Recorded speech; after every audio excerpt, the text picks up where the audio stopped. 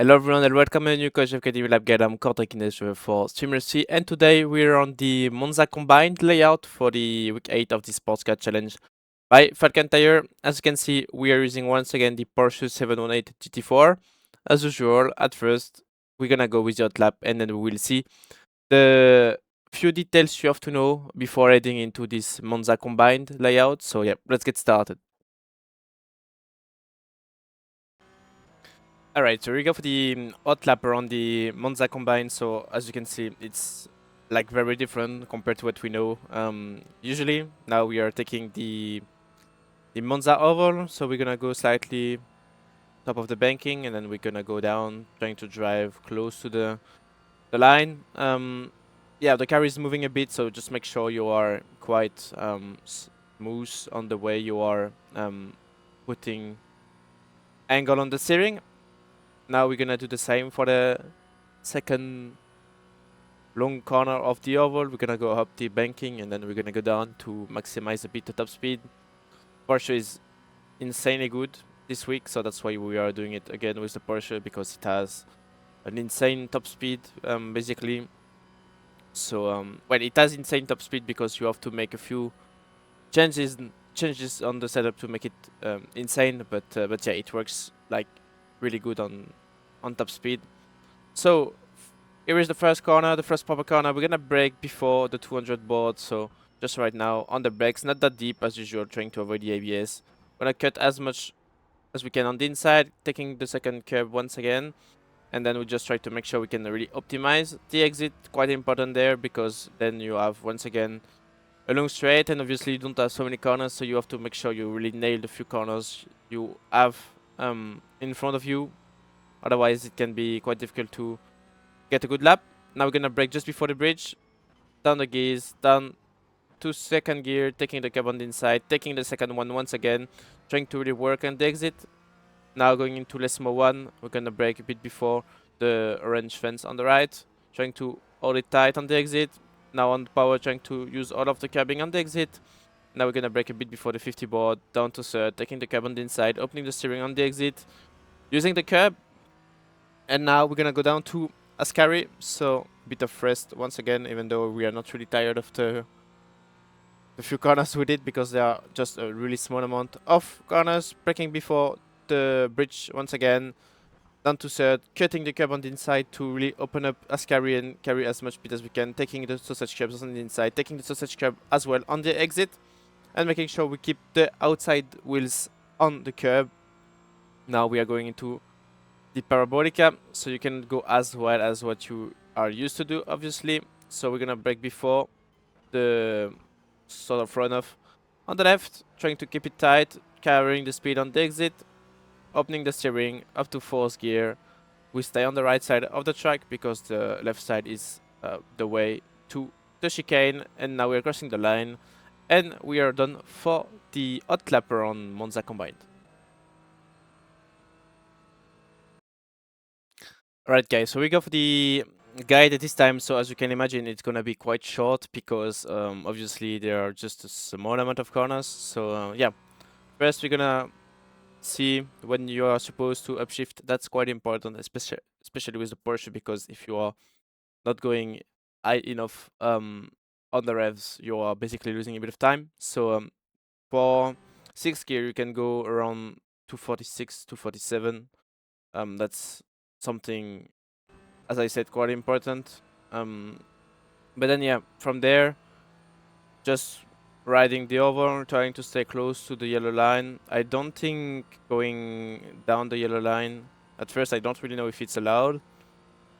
And then I don't think it's really that fast, because at the end you still get the like the banking. When you are going back on the flat part of the oval, you are taking a bit of extra speed from the banking. So yeah, and especially this second one, I think it's not fast as well, because then you are making a sort of jump out of this one, and then you straight away lose time because the car is actually flying. You can see that it's making a jump. So yeah. Now we are already approaching the first chicane, so we're gonna brake a bit before the 200. Obviously the Porsche is the one which has insane top speed. So with the others, you can brake a bit later, but what we are aiming for with the Porsche is basically the you can see there are some sort of dirt on the track. That's what I'm looking at with every cars actually, because the 200 is a bit too far into the corner to brake. So I'm using this as a reference. I know that it's close to the 200, so I'm saying the 200 because this thing is really in front of the 200, but that's really what I'm looking at as a braking reference. So as soon as I'm close to this thing, I'm just gonna go on the brakes. So as you can see, getting close. And as soon as I'm really in front of the dirt, then I'm just gonna go on the brakes. As you know, ABS, to avoid ABS is quite important. It was before, but now it's even more important. So as soon as I'm on the brakes, I will just try to make sure I keep it under or close to the 60%. I'm barely going above 60%, just at the very end of the braking. But obviously, this braking is so long that you always try to, and the top speed is the same, but like you can brake maybe 3% less. It means that you are going just slightly more further into the corner, so you have to brake a bit more at the end. So yeah, as soon as you are not braking too late, you should not need to go too deep on the brakes. But yeah, just sometimes you need to increase a bit because you feel that you are going a bit too fast, and especially in this corner, which is a chicane, arriving with 290, I believe, which is a speed you are never going to reach even at Le Mans, I believe. Well, maybe before Indianapolis with the Porsche, but yeah, that's a top speed you are rarely going to reach with those cars. So yeah, it's a bit surprising at first going on the brakes while being at 290 and putting just 60% braking is a bit like of a challenge for your brain to say, okay, you have to brake just 60% even though you're arriving at almost 300 kph. But yeah, just make sure you avoid as much as you can the ABS, even though you hit it a tiny bit. It's still okay. As you can see, trying to brake as straight as I can to really optimize the braking. And as soon as I'm getting close to the entry, I'm turning in. As you can see, I'm cutting quite a lot. Quite a bit. Maybe not quite a lot because I could have cut a bit more. But yeah, you can cut a fair amount of curbing on the inside. Could have cut a bit more, but once again, it's a bit tricky always to really know what's the limit there. Because I don't think they're saying, yeah, they say that. So I guess, yeah, if you keep the left wheels on this curb, it should be alright. But yeah, it's always a bit risky. And then if you get the off track there, it's a nightmare. So yeah, just trying to cut as much as you can, but not too much, obviously, to avoid the off track. So as you can see, I'm still on the brakes, and as soon as I'm in between the two corners, pretty much, then I'm just gonna go back on power with second gear, and then I'm gonna try to cut as much as I can this left part of this left tender of the chicane, putting the left wheels as far as I can to the inside, but I'm not trying to do too much because it's really easy to get a slowdown as well. And cutting too much sometimes mean that you are really putting the left wheels down the run of there, and then you just struggle to get the traction because you have to go once again above on top of the orange sausage curb, at least this orange curb on the left side of the green, white, and red curb. So yeah, just try to cut as much as you can, but not cutting too much. That's something important. And then on the exit, you just try to really open the steering, push the power pretty much on off, because as soon as you are opening the steering, you are fine. The top speed is quite low as well, so that's something you can do, and the car is not moving too much actually from the curbing. So yeah, now full power heading to the second chicane. So we're gonna go fast forward, because yeah, obviously there is nothing massively important. Maybe the speed, actually, the gears that I said I would tell you. So for third gear, you're just pretty much aiming for 150, yeah, 150, 160, I would say, around 160. The closer you are from the 160, the better it is. As you can see, 159, 158. Then for fifth gear, it's like 190. No, it's 201, I believe. For fifth gear, it's 201. Um, and then for sixth gear, I told you before, but it's 247, I believe. We're not putting it for this corner, but yeah, it was 247. So second chicane, as I said, braking before this bridge. Oh, sorry, braking before this bridge. Yeah, I actually brake when I'm really close to the bridge, but once again, I'm keeping a bit of a margin because I don't want to brake too late. So just a bit before the bridge, actually a bit before, you can see the orange paint on the fence. So that's what I'm on the guardrail. That's what I can use as a reference, but I'm pretty much doing it by instinct or by muscle memory. I would say this corner. I don't really use a reference. I'm just waiting to be close enough to the bridge, and then I'm just going on the brakes. But yeah, actually, if you wanna get a reference, I think this orange um wait, I'm not having the best camera, but I think this orange thing just right there could work. It's quite close. It's not that close, but it's actually not so far away, because then on the left and the right side there are no boards, so it's a bit difficult. But actually, you still have the 200 right there, which could be just between the two. Just need to remove, or maybe put the camera a bit back to be able to see both boards. So yeah, that would be pretty much maybe between the two boards. You have the 100 there and the 200 just before. So it could be basically at the 150, 160 that you are braking. So yeah, just make sure you are braking before the bridge, before the orange stuff on the guardrail, and you should be fine.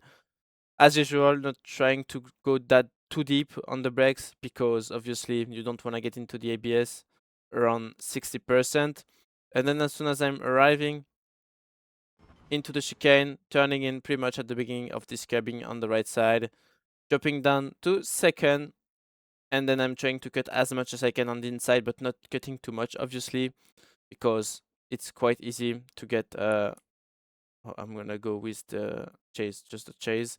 It's quite easy to get the slowdown, and those slowdowns are incredibly bad around this track. So just be careful about this. As you can see, I'm just keeping the right wheels on the white line pretty much. I think I could have cut a bit more, but you are never sure about this track. So from what they say, you can keep the right wheels on this curb, but yeah, to be honest, I wouldn't go with the right wheels really close on the edge of this curbing, to be fair. So yeah, you have to be careful about what they say there as well, because I wouldn't trust that much, because I think if you are already having the right wheels in the middle of this curbing, that should be good enough. But yeah, you have to cut it, but not too much, I would say. And then on power, trying to lift while I'm jumping over that curb, this one, and then I'm can just go back on power as soon as the four wheels are back on the track, trying to make sure I'm not going too deep on the exit and don't get the gravel, because I can lose quite a bit of time if I do that. So once again, taking the curb right there. As soon as I'm off the pretty much on and off the curb, I can go back on power, just lifting while I'm taking this curb there. And as soon as the four wheels are back on the track, I can go back on power, trying to make sure I'm not going into the gravel. And now we're gonna go into the second Lesmo. So for this one, I'm gonna brake before the quite a lot before this orange thing on the guardrail. Once again, you don't have any references, so what I use as a reference, and it was really bad actually, because if there are other conditions, you are pretty much how to say that, you are lost pretty much, because if you are using that reference that is supposed to change regarding the conditions, you should be lost. So I'm using this. You see the two in the shadows, you have the sun going through the trees. I'm using those two things. That's actually a terrible reference, as I said, but I'm trying to break before that. So you have the shadows, and you have basically the sun is going around the trees. So I'm using those two things, and I'm braking before the first one. That's the reference I'm using. I know it's terrible to use that because yeah, conditions are changing. Should not get wet, but if you get some clouds and stuff, you might be able to see that. If the conditions are there and you can see that, it's perfect. But if you cannot, just make sure you're not braking too late. To be honest, that's quite difficult to have references around there because you don't really have that many. So yeah, but I'm just using that on the brakes around 50%, and then just releasing the brakes to get the rotation close to the curb. I think I'm running a bit on the curb as well, just running the edge of the curbing. And as I said during the hot lap, I just try to stay quite tight so then I can really push on the exit and bring the car onto the curb, keeping the right wheels on the curbing. That's what the track limits are around both less mows. Um, then yeah, just pushing the car to the curb. And now for the second Lesmo, I'm just braking before the 50 board, so this is quite simple. This time, at least we have a reference. I think I'm still closer to the 50. Um, yeah, I'm definitely closer to the 50. So I'm maybe braking at the 70, 60, something like that. So braking a bit before the 50, trying to make sure I don't carry too much speed into this one, releasing the brakes, taking the curb on the inside, and as soon as I'm off the curb, I just try to make sure I can open the steering early. As you can see, I'm going full power quite early as well, so as soon as I'm going off the curb, I can go full power, but at that point it's very important to open the steering early. Opening the steering, putting the right wheels on the curb as we are supposed to do in terms of track limits. And now we are heading into Ascari, so probably the most difficult part of the track, even though it's not that difficult, but at least one of the most technical because you have to deal with the curves. Because I think the most difficult one could be the first chicane of the GP because you are arriving with so much speed, and you have to make sure you play around with the track limits as well. So maybe it's not the most difficult, but maybe it's the most technical with the different curbs. So as a braking reference, I'm gonna brake a bit before. I'm calling this a bridge, but it's not really a bridge. But I don't really have the word for it. So maybe that's the things they're putting the ads on it. So yeah, we will call it the ads banner or something like that. I don't know. But yeah, just braking before the bridge. And yeah, then you just try to once again brake as straight as possible, not trying to brake too hard, even though the braking was a bit hard at the beginning, around 70. It's better if it's a bit lower, but it worked, so it was okay.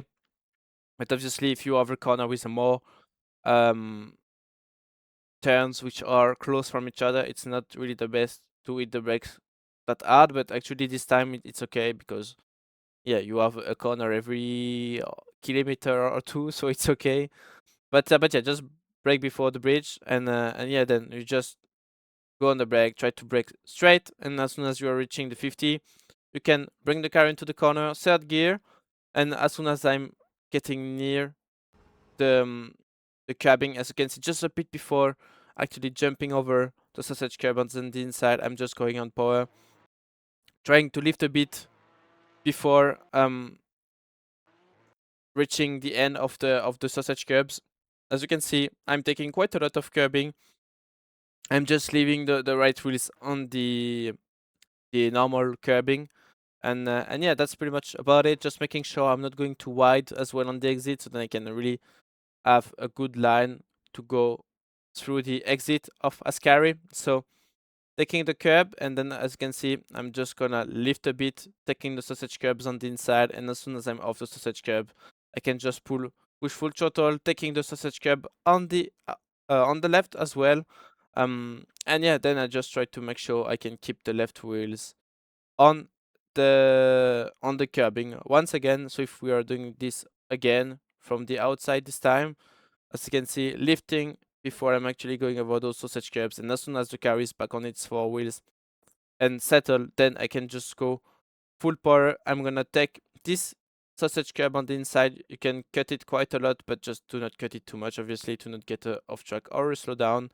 And then you just need to keep the left wheels on the curb just right there. And now we are just heading down the Parabolica. So the last big challenge of the track. We're gonna brake, as I said, during the hot lap at the beginning of this runoff. It's not really a runoff. I don't really know why this thing is there, but yeah, just pretty much before the 100 board, which fits a bit. Maybe it's a bit after.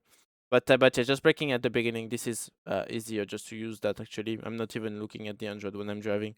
So just braking at the beginning of that runoff or exit road, or no, it's not exit road as well, but that runoff, we'll call it like that. And yeah, then just on the brakes, trying to stay off the ABS once again.